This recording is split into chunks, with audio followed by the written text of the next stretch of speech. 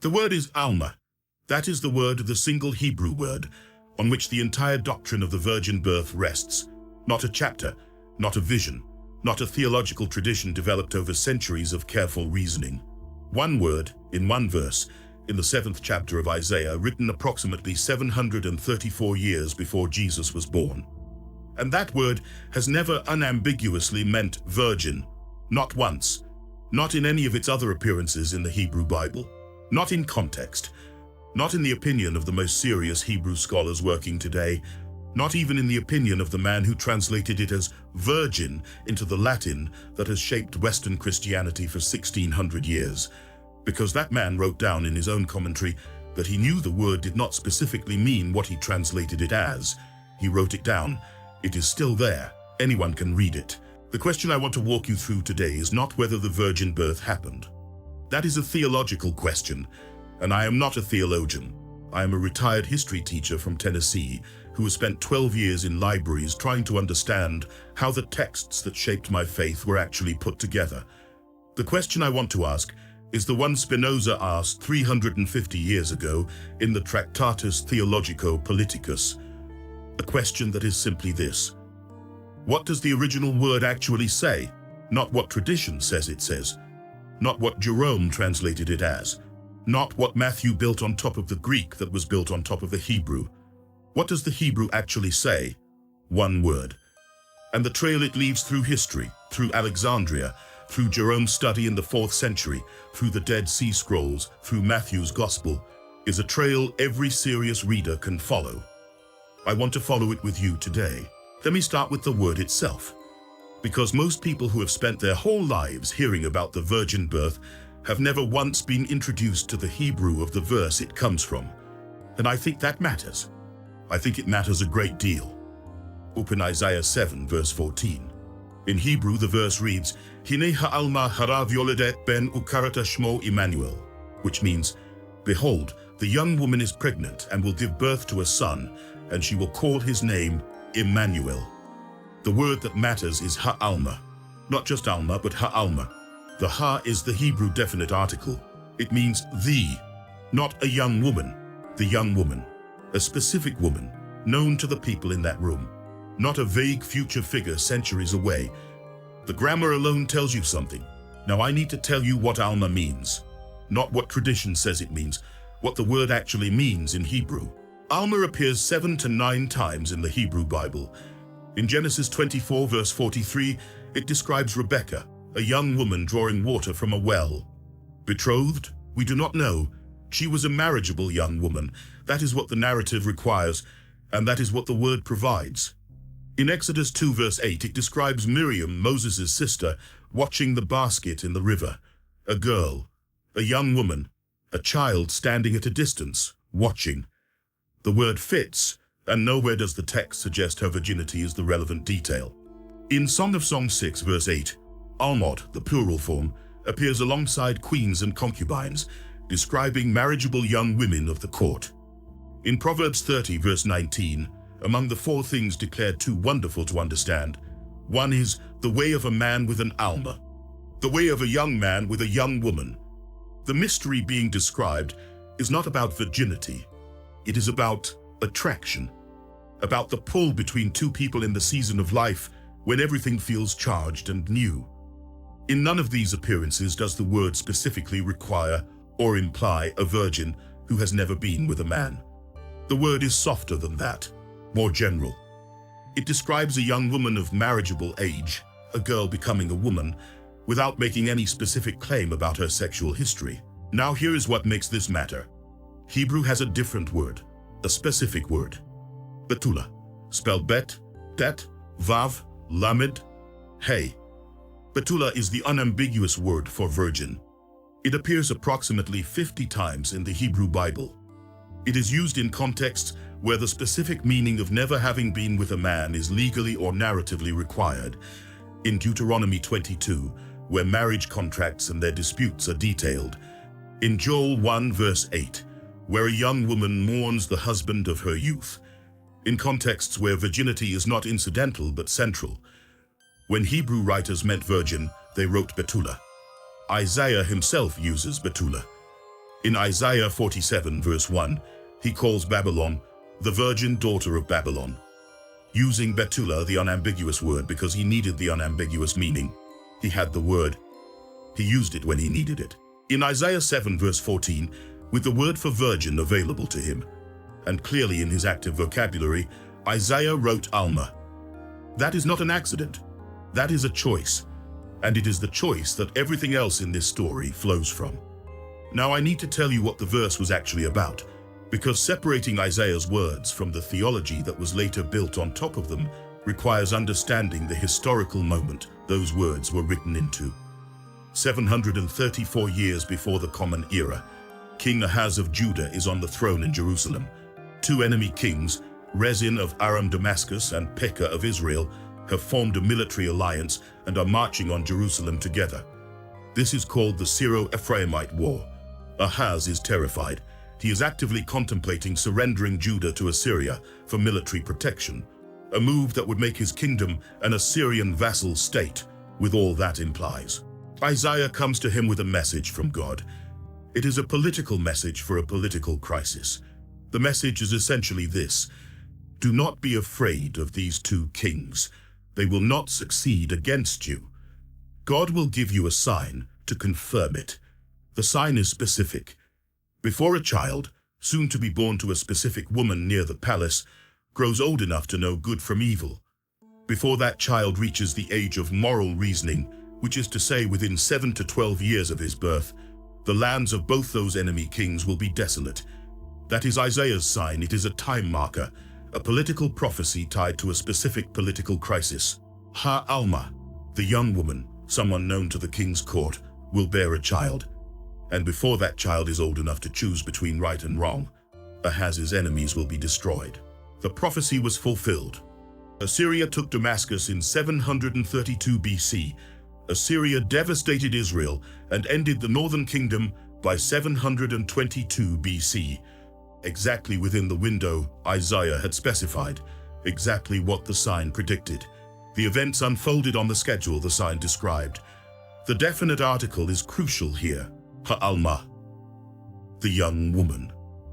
She was standing in that room, or near the palace, or known to everyone present.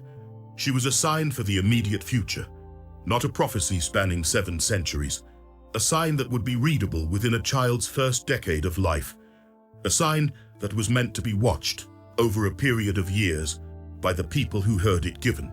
This is not a radical interpretation. This is the plain reading of the text in its original language, for its original audience, in its original historical moment. It is what every serious scholar who applies Spinoza's method arrives at. The sign was for Ahaz. It was fulfilled for Ahaz. It was never in its original context meant to describe a birth 700 years in the future. What happened between Isaiah's Almah and Matthew's virgin is a specific series of decisions made by specific people, each one recorded. This is not speculation. Each step is documented, and that is what makes this so hard to look away from. Step 1. Alexandria, approximately 250 years before the Common Era. Jewish scholars, Greek-speaking Jews living in Egypt, undertook the enormous project of translating the Hebrew scriptures into Greek. The result is called the Septuagint.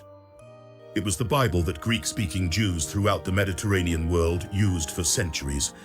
It was the Bible the early church used. It was the Bible Matthew's Gospel was written against and from. These translators had Almah in front of them. They had the Hebrew text. They also had 2 Greek words available to render it: neanis, which means young woman, and parthenos, which means virgin. Neanis was the accurate translation of Almah. It carries precisely the same range of meaning: a young woman, without specific implication of virginity. Neanis would have been the straightforward, defensible choice. They chose parthenos. We do not know with absolute certainty why. They left no commentary explaining this specific choice. What we do know is that the Dead Sea Scrolls, particularly the Great Isaiah Scroll, designated 1Q Isaiah A, dated to approximately 125 BC, contains the Hebrew text of Isaiah 7:14 as it existed when the Septuagint translators were working. That scroll says Almah. The translators had Almah in front of them. They rendered it parthenos. The most plausible explanation scholars have offered is this. By the 2nd and 1st centuries BC, some Jewish communities in Alexandria were already reading Isaiah 7:14 as a future messianic prophecy rather than as a historical sign for Ahaz. They had moved the text out of its political context and into an eschatological frame, and within that frame, reading toward a future Messiah who would come in a miraculous way, parthenos felt right. The translators were not simply translating, they were interpreting for their community's theological expectations, and their interpretation, once made, moved forward through 2,000 years of Christian doctrine. One choice, made by anonymous scholars in Egypt, 250 years before Jesus was born. Matthew's Gospel was written in Greek, by a Greek-speaking author using Greek sources, including the Septuagint as the authoritative scriptures. Bart Ehrman has analyzed this at length in both Misquoting Jesus and Jesus Interrupted, and the conclusion is clear. Matthew chapter 1 verses 22 and 23 say, "All this took place to fulfill what was spoken by the prophet." He then quotes the Greek, not Isaiah's Hebrew, the Greek Septuagint, the version that already says parthenos. Matthew may not have read Isaiah in Hebrew. He was working from the tradition available to him, the Greek scriptures that every literate Greek-speaking Jew in the 1st century trusted and used. He encountered parthenos and built his theological case for the virgin birth on it. He was not deceiving anyone. He was working faithfully from the sources his community believed to be authoritative. But here is the chain as it now stands. Isaiah wrote Almah, young woman. Greek translators in Alexandria rendered it parthenos, virgin. Matthew read the Greek and cited it as the fulfillment of prophecy. And from Matthew, through centuries of sermon and creed and council, the entire structure of the virgin birth doctrine rose and became architecture. The foundation is a translation choice made in Egypt before Jesus was born. And now I need to tell you about Jerome, because Jerome is where the chain becomes something considerably harder to look at. The year is approximately 382 AD. Pope Damasus I has commissioned a Roman scholar named Sophronius Eusebius Hieronymus, Jerome, to produce a new Latin translation of the scriptures. This will become the Vulgate, the Latin Bible of Western Christianity for over 1,000 years. The translation that shaped every creed, every liturgy, every catechism in the Western Church from the 5th century through the Reformation and well beyond. Jerome was, by any measure, the most qualified biblical scholar of his era. He had studied Hebrew directly under Jewish teachers, an unusual and controversial decision at the time, since most Christian scholars worked exclusively from the Greek Septuagint. He had undertaken that study voluntarily, at personal cost, because he believed in the priority of the Hebrew original over the Greek translation. He called it the Hebraica Veritas, the Hebrew truth. He argued for it publicly. He argued for it in letters to other scholars. He was proud of the knowledge it gave him, and he used it throughout his translations and commentaries. He knew the difference between Almah and betulah. He had studied the language well enough to know both words to understand their distinct ranges of meaning and to articulate the distinction in writing. And he wrote it down. In his commentary on Isaiah, his own commentary preserved to this day, which anyone with access to a theological library can locate, Jerome wrote, "A virgin is properly called betulah, but a young woman or girl is not a virgin, but what we should call a nara." He wrote it down. In a commentary on the very passage in question, betulah equals virgin, Almah equals young woman.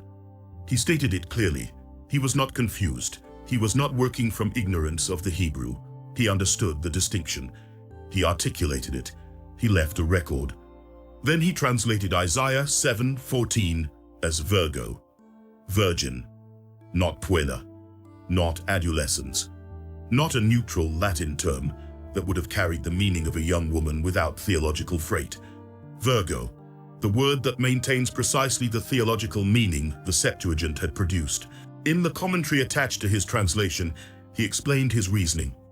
He did not claim virgo was the most accurate rendering of Almah. He cited the Septuagint tradition. He cited the authority of the Church. He was fully aware of the theological weight the verse had accumulated by the 4th century, the weight of Matthew's Gospel, the weight of early Christian creeds, the weight of a doctrine that had been teaching that the birth of Jesus fulfilled Isaiah's prophecy for 300 years by the time Jerome sat down to work. He knew. He wrote down that he knew. And then he chose the word that preserved what the institution needed. I have sat with that document for a long time. A man who studied Hebrew under Jewish teachers, who argued loudly for the priority of the Hebrew original, who understood the distinction between Almah and betulah clearly enough to write a sentence explaining it, and who then translated the verse in a way that obscures precisely the distinction he had just explained. This was not an error of knowledge. The knowledge is right there, in his own hand, in the same commentary. This was a decision about what the institution needed the text to say. Now I need to tell you about Christmas Eve 2 years ago. I had spent October and part of November that year going through the Hebrew of Isaiah with a Greek interlinear. One of those editions that puts the original language and a word-by-word translation on facing pages so you can move between them. I had borrowed it from the university library. I'd been keeping my former faculty borrowing privileges active for years by staying loosely connected to the history department there, and those privileges had given me access to things that would have cost a great deal to buy. I was reading Isaiah 7 very carefully. I had the Halot, the Hebrew and Aramaic lexicon of the Old Testament, the standard academic reference for biblical Hebrew, open on my desk alongside it. The Halot entry for Almah is 4 lines long. It is dry and methodical in the way that good academic lexicons are. No drama, no argument, just evidence arrayed in order. It lists the appearances of the word in the Hebrew Bible. It notes the cognates in related Semitic languages. It states the meaning: marriageable young woman with no specific implication of virginity. 4 lines, plain as anything. I printed it out, 1 page. It fit in my coat pocket without folding. I drove to my sister's house for Christmas Eve dinner. She is Southern Baptist, lifelong deeply devout in the specific way that people are when their faith is not performance but foundation, when it holds the family together, when it makes sense of grief, when it gives shape to every week and every season. Her pastor was there that evening, a man I have known since before he was ordained, a thoughtful person who I have never thought of as someone who would be careless with the truth if the truth were directly in front of him. I was not trying to cause a scene. I want to be precise about this because it matters to me to be honest about my own motives. I was not performing. I was not looking for a fight. I had spent 2 months with this material, and I had something in my coat pocket that I thought my sister, who loved scripture, who had read it more consistently than I ever had, would want to see. That was my reasoning going in. Looking back, I understand that reasoning was its own kind of naivety. We had gotten through dinner. My sister had made a pecan pie from our mother's recipe, and the smell of it cooling had been sitting in that warm kitchen against the December cold outside for the better part of 2 hours, the way that smell does in a house where someone has been baking since the afternoon. We were at the dessert stage. The conversation had been easy, normal, warm, the kind of Christmas dinner I have fewer of now than I used to. I took out my phone. I had photographed the Halot page rather than bringing the printed sheet, which had seemed less confrontational somehow, less deliberate. I showed my sister the entry. I said simply, "This is what the Hebrew word actually means. The word Isaiah used, not betulah, which specifically means virgin, Almah, which means this." She looked at the phone for a moment. Then she handed it back to me. She said, "I don't need to see your phone to know what I believe," said quietly, without anger, without drama, as a simple statement of where she stood. The pastor changed the subject to the Tennessee football program, which had been having a season of some consequence that fall. I participated in the conversation. We ate the pecan pie. I hugged my sister on the way out and she hugged me back. It was a normal goodbye. I sat in my car in her driveway for a while. I did not start the engine right away. The heater was off. It was cold enough that I could see my breath in the dark. I sat there thinking about the sentence she had said. "I don't need to see your phone to know what I believe." There is nothing wrong with that sentence. I mean that sincerely. There is a coherence to it that I respect. The coherence of a person who has built a life on a foundation and who knows, with the accuracy that long experience provides, that the foundation does not require external confirmation to stand. She was not being ignorant. She was being faithful in the specific way her tradition has always understood faithfulness. What I sat with in that cold car was not anger at her. It was something closer to grief, because I had walked into that house knowing at some level what would happen. I had the printout in my pocket, knowing what showing it might cost. I brought it anyway. She did not call me for 3 months. I deserved it. I had chosen Christmas Eve dinner with her pastor present to show her a lexicon entry. The timing was mine. The cost was fair, but the halot entry does not change. The word is still Almah. Jerome still wrote down that he knew the difference, and then translated it as virgo regardless.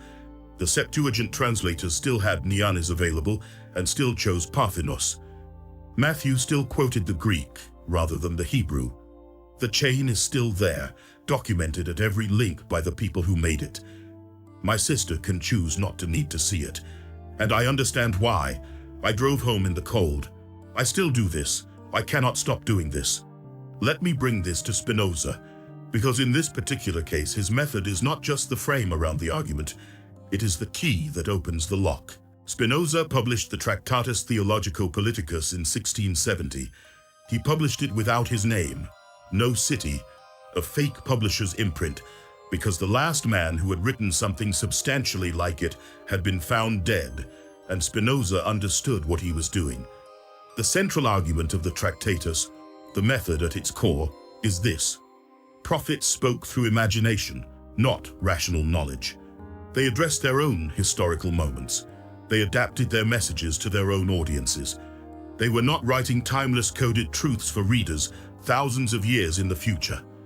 They were human beings addressing human situations with the conceptual and linguistic tools available to them in their own time and place. Read them in that context. Read them in their original language. Read them for their original audience. Ask what the words mean in the grammar and vocabulary of the time and place they were written. Do not read them backwards from the doctrines that were later constructed upon them. This is not a radical hermeneutical theory. It is what every responsible historian does with every historical document. It is the method applied without question to the Iliad, to Tacitus, to the Code of Hammurabi. Isaiah wrote for Ahaz. The word he used was Almah. The sign he described was fulfilled within 12 years. That is what responsible reading of Isaiah 7:14 produces. The departure from that reading, the reading of Almah as a prophecy spanning 7 centuries, pointing toward a miraculous birth, was not produced by the Hebrew text.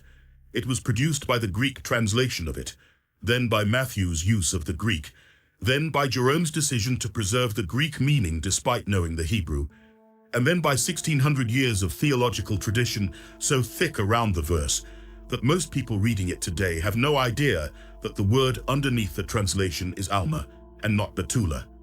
The Dead Sea Scrolls confirmed in 1947 what the scholarship had already established. The Great Isaiah Scroll, 1Q Isaiah A, one of the best preserved manuscripts found at Qumran, dated to approximately 125 BC, contains Isaiah 7:14. It says Almah. It has always said Almah.